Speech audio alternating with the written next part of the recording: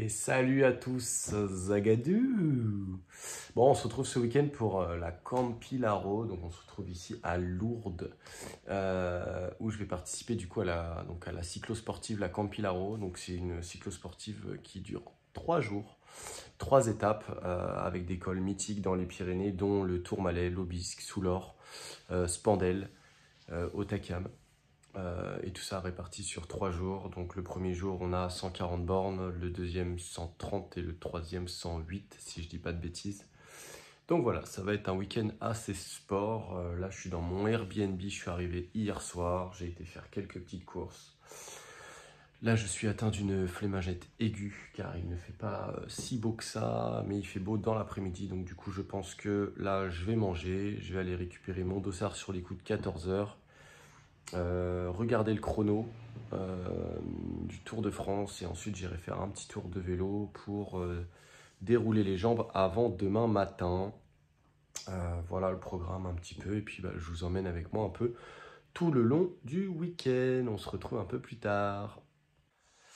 Bon j'ai été chercher mon dossard, voilà, j'ai été chez le coiffeur aussi entre temps parce que j'en avais marre de mes cheveux. Ce qui est marrant c'est que sur la vidéo d'avant j'avais déjà été chez le coiffeur, mais j'ai oublié de vous le dire. Voilà, c'est juste la petite parenthèse. On retourne à la Campilaro. Voilà, demain c'est le dossard 34 qui m'attend. Il va falloir que je le mette sur le vélo. Voilà, c'était sympatoche. Il donne un petit maillot aussi avec.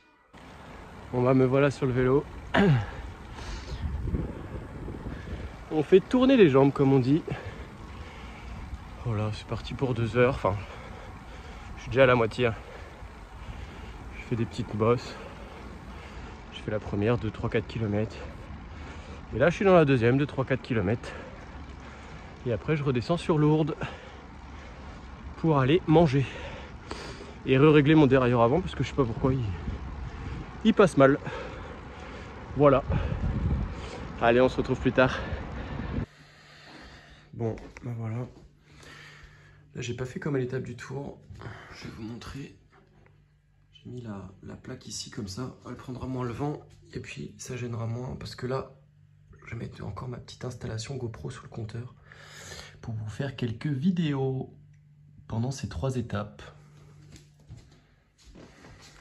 Je me suis aussi installé toute ma nourriture, vous voyez, comme ça le matin, hop, hop, hop, hop, selon ce que j'ai à monter, je prendrai la nourriture. Ça, ce sera pour entre les étapes, ou celle-ci, je vais alterner. Ça, c'est mon petit sport déj pour le petit déj, histoire de bien manger avant mes journées qui risquent d'être complètes. Et peut-être compliquées. Voilà. Salut tout le monde. Bon, il est 7h15. J'ai petit déjeuner déjà. Vous voyez, je suis habillé. Je me suis réveillé à 6h15 pour prendre le temps. Là, je vais préparer mes bidons. Et puis, je vais prendre tout doucement le chemin du départ. Bon, je suis à 5 minutes top chrono, donc je vais prendre mon temps encore. Le départ n'est qu'à 8h, donc j'ai le temps. Mais voilà, ça s'annonce costaud. Aujourd'hui, 142 km en tout, avec le Tourmalet dès le départ. Et en fait, on monte quasi jusqu'au kilomètre 47. Dès le début, on a un faux plat jusqu'au pied du Tourmalet. Et après, 19 km d'ascension à un peu plus de 7% de moyenne. Donc ça va être costaud. Après, en haut du Tourmalet, ça se calme parce qu'après, on a des petites bosses. On a le col des Palomières qui doit faire 4 bornes et des petites côtes qui font 2 à 3 bornes. Donc aujourd'hui, ça devrait être pas trop mal. Il va falloir envoyer un peu dans le Tourmalet quand même. Mais voilà. Allez, je vous emmène avec moi.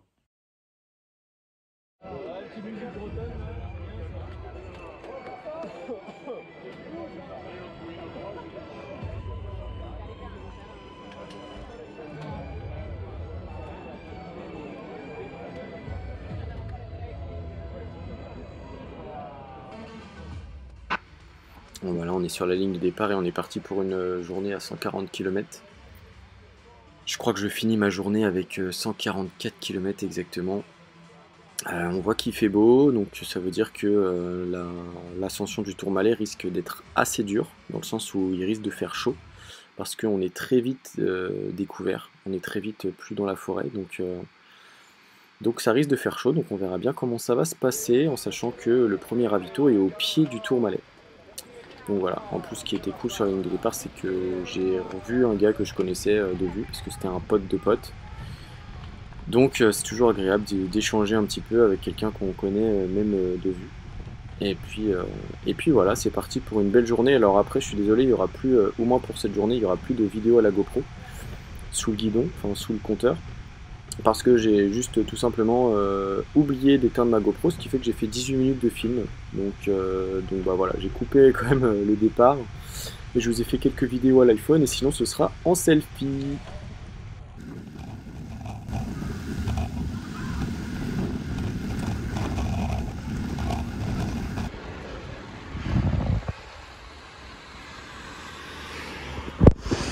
Bon, je suis à 10 bornes du sommet du Tourmalet.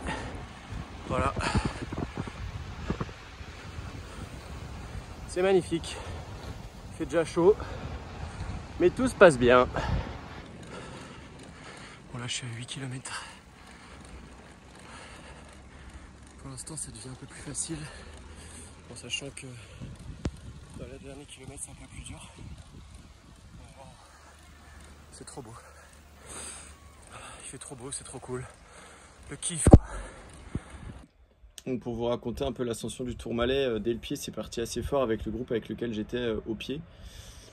Moi, je me suis laissé décrocher et au final, au fil de l'ascension, j'ai quand même récupéré un peu de monde. J'ai dû récupérer une dizaine de personnes, je pense. Parce que je préfère monter à mon train au début et vers la fin pouvoir un peu accélérer. Plutôt que l'inverse, commencer trop tôt et finir un peu en mode PLS où tu regardes tous les 200 mètres ton compteur. En mode où est le sommet. Donc voilà, c'était une belle ascension. Il a fait chaud vers la fin. Mais content d'arriver en haut et content des sensations. Dans la descente du Tourmalet, je me suis vraiment bien fait plaisir. C'est une belle descente où tu as des belles visibilités, donc tu peux un peu enquiller, même si la route n'est pas fermée, ça permet de voir et puis de se faire plaisir dans la descente.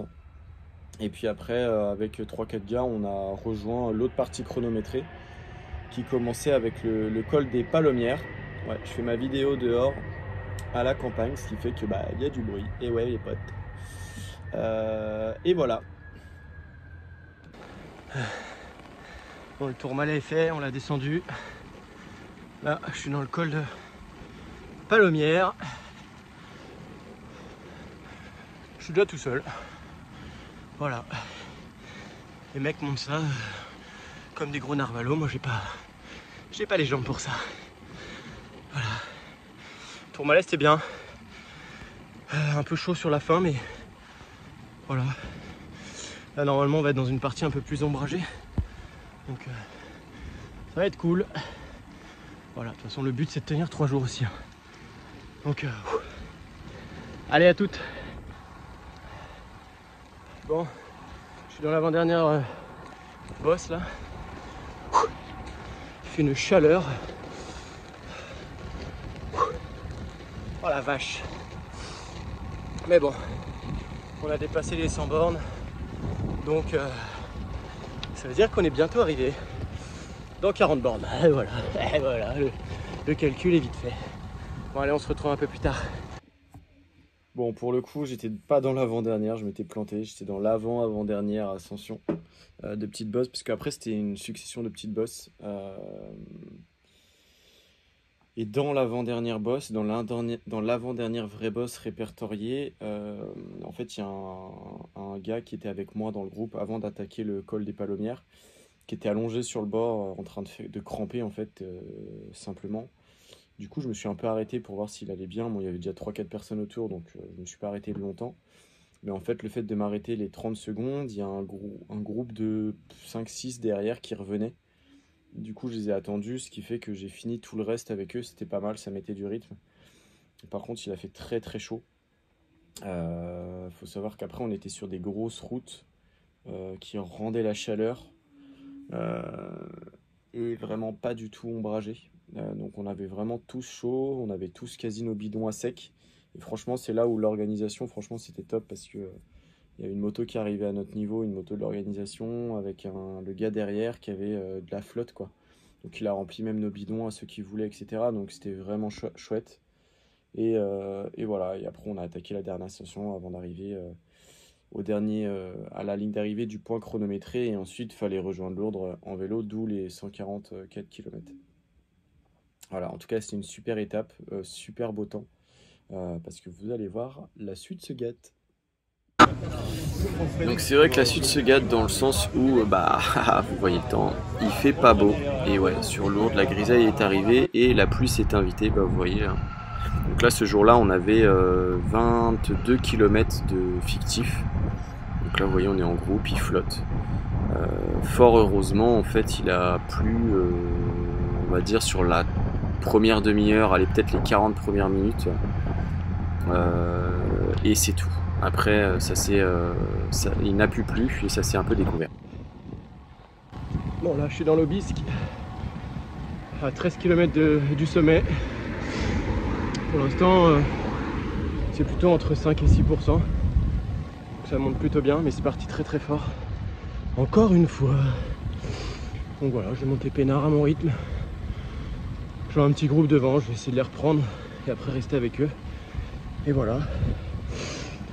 Départ sous la pluie. J'ai pas trop fait de vidéo parce que faut s'accrocher à ses freins et être prudent. Mais tout le monde était prudent, donc c'est cool.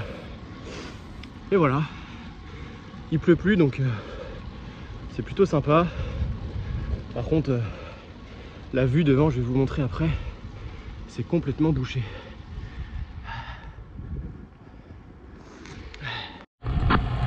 Donc là voilà, j'ai réussi à récupérer le groupe, ils étaient 3. Et on a fait vraiment tout le col ensemble, quasi juste la fin du col, je crois qu'on n'était plus que 2. On a un petit peu lâché les autres, mais globalement c'était plutôt cool parce que bon voilà, on a papoté, on a rigolé. Bon voilà, vous voyez, ma GoPro elle était complètement HS et en fin de compte, enfin HS c'était l'écran, j'avais oublié de l'essuyer avant. Et en fin de compte, plus on montait, plus la vue était bouchée. Vous allez voir par la suite, c'est assez dur. Et du coup, au final, même s'il pleuvait pas, comme on rentrait dans le nuage, on finissait trempé, complètement trempé.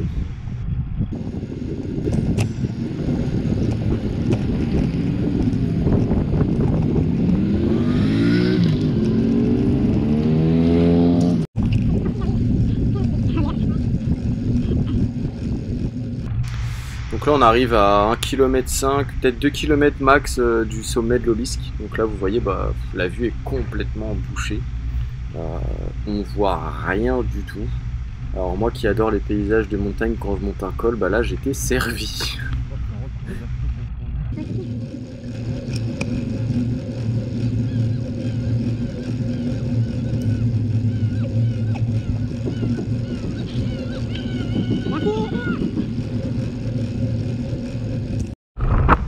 Donc là on se retrouve dans la jonction entre l'Aubisque et Soulor.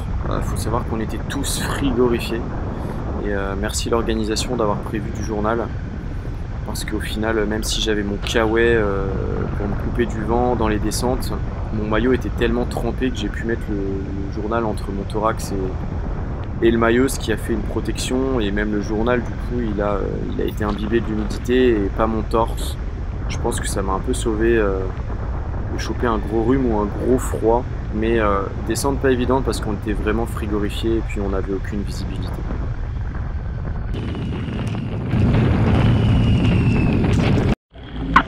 Et là on arrive au sommet de Soulor. Bon, vous voyez, il y avait des petits moutons. C'est des moutons, des petits moutons là sur le bord de la route. Et là on arrive du coup au sommet de Soulor avant de redescendre sur Spandel.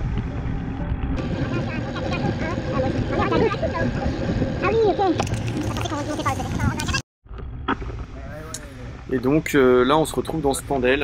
Là j'étais à peut-être 1 km, 1,5 km du sommet. C'est vrai que j'ai quitté mon compagnon d'ascension Fabien. On n'était plus trop dans le même rythme et il m'a dit de continuer sans lui et que lui il allait finir à son rythme.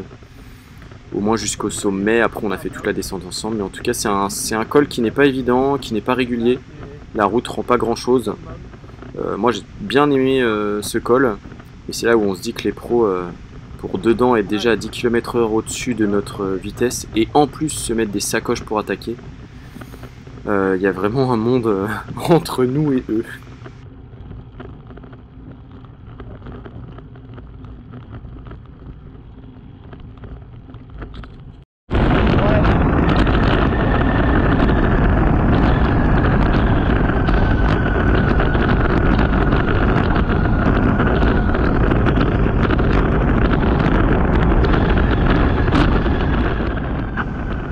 Bon, et là on attaque la descente de Spandel. Une belle descente, hein, un peu gravillonneuse. Ah, d'ailleurs, vous allez voir, on passe sur l'endroit où Vingegaard a failli chuter, et à l'endroit où du coup Pogacar a chuté. Mais une descente pas évidente parce que bon, le tour est passé, donc il y avait moins de gravier, mais je pense que hors saison, quand le tour n'est pas passé, ça doit être une descente assez piégeuse. Par contre, ce qui était cool, c'est qu'il y a 0 voiture. Mais pareil, dans cette descente, je me suis bien fait plaisir pour le coup, et c'était vraiment, vraiment bien sympa.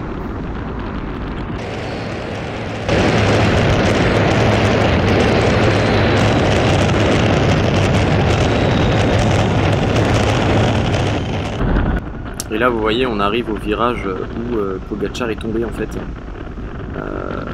Là, c'est pas cette partie-là. Et en fait, vous voyez, c'est juste là, hop, sur la droite, clac, il a pris sa roue. Et en fin de compte, on comprend mieux quand on descend parce que au final, là, on avait vraiment une belle ligne droite où je pense que moi, je devais déjà être à plus de 70, eux, je pense beaucoup plus. Donc c'est compréhensible. Et du coup là on a fini la descente de Spandel par la descente du Soulor parce que les deux se rejoignent. Puis on est rentré par une voie verte jusque Lourdes. Donc là ça marque la fin de la deuxième étape, une belle étape que j'ai vraiment bien aimée malgré le temps. Et je suis bien content des deux journées hein, parce qu'on finit la journée ici à 130 km, hein, la veille 144, la deuxième étape 130. Donc il reste une troisième journée avec quelques gros morceaux dont Hautacam quand même. Mais pour l'instant tout va bien. Salut tout le monde. Bon, troisième jour aujourd'hui. Hier j'ai pas fait trop de vidéos parce que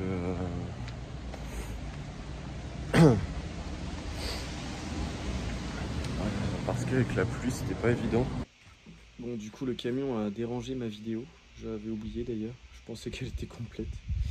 Du coup, troisième jour, on attaque le troisième jour de course. Donc là, il y aura un peu moins de bornes, hein, parce que je crois que j'ai 110 bornes le jour J, le troisième jour. Mais il y en a le col de Coraduc. Avant d'arriver au col de Coraduc, il y a plein de petites bosses. Et je peux vous dire que c'était pas évident, je m'attendais pas à ça. Col de Coraduc se fait très bien. Et puis, on termine par un gros morceau, le morceau et le fameux col d'Hautacam. Allez, c'est parti, je vous emmène avec moi. Donc là, on a fait encore un départ sous la pluie pour le troisième jour, au départ de Lourdes. Et avant d'attaquer le col de Coraduc, on avait plusieurs ascensions de petites bosses, enfin de petites bosses plus ou moins grandes, hein, entre 1,5 km et 4 km.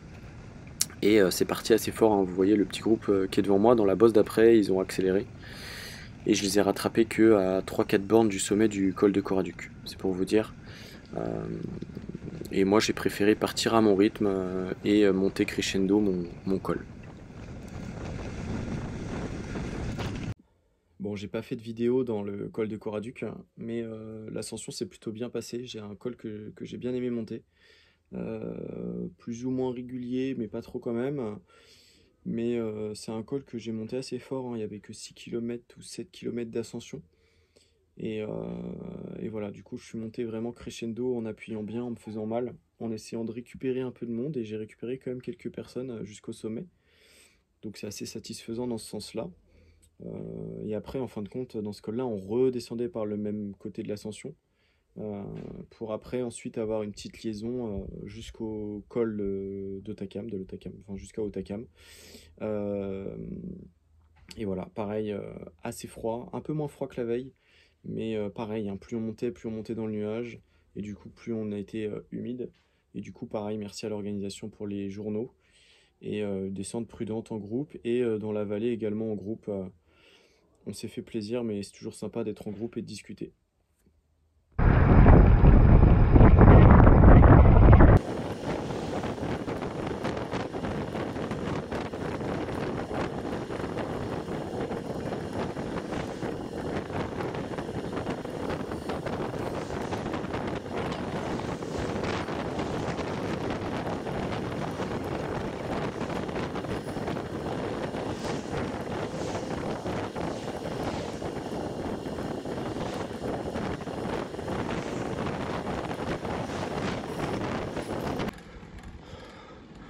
Bon, je suis dans la dernière ascension au Takam. Je suis dans les premiers kilomètres. Je suis pas encore dans le nuage. Oh, putain, c'est raide. Et donc du coup au Takam c'était un col très dur, j'ai trouvé. Peut-être parce que c'était le dernier, que du coup on se disait que c'était le dernier, mais en tout cas pas du tout régulier. Je crois qu'au 9e kilomètre, mon cerveau a failli vriller. Quand ça m'a annoncé vous êtes à 9 km du sommet, moyenne de pourcentage 11. Là, tu regardes, t'es déjà tout à gauche, tu fais bah merde alors, le kilomètre va être dur. Sur le haut, ça devient un peu moins pentu, donc c'est un peu plus agréable. Et plus on montait, forcément, plus on était dans le nuage qui était de plus en plus épais. Mais l'ascension, sinon, c'est bien passé. Je pense que tout le monde était content d'arriver et que ce soit le dernier col. Mais c'est un col pas évident. Je pense qu'en plus, comme j'avais un peu picolé la veille avec quelques copains, la dernière ascension n'était pas évidente. J'avais les jambes un peu dures. Mais voilà, très belle expérience. Tiens, on voit ma petite mamoune là. Très belle expérience sur ce col-là et sur ces 3 jours en tout cas. Et voilà, et pareil, nous a remis notre petite médaille. Et puis après, place à la descente et le retour sur Lourdes.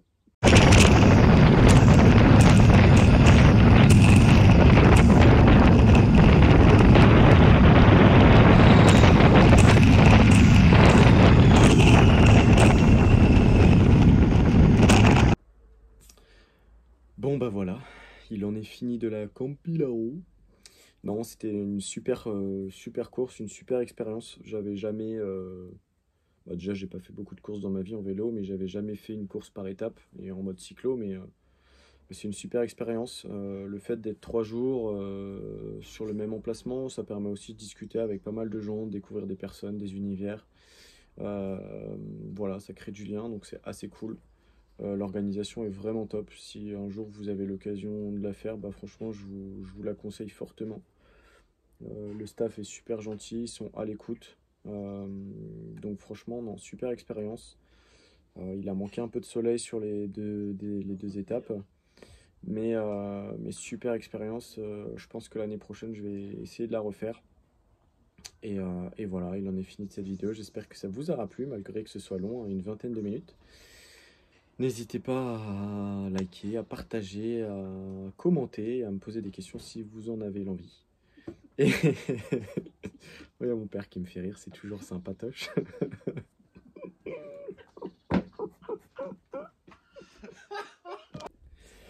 Enfin bref, et n'hésitez surtout pas à vous abonner, à mettre la petite cloche pour les futures vidéos. Plein d'autres arrivent. Et à très bientôt. Ciao, ciao.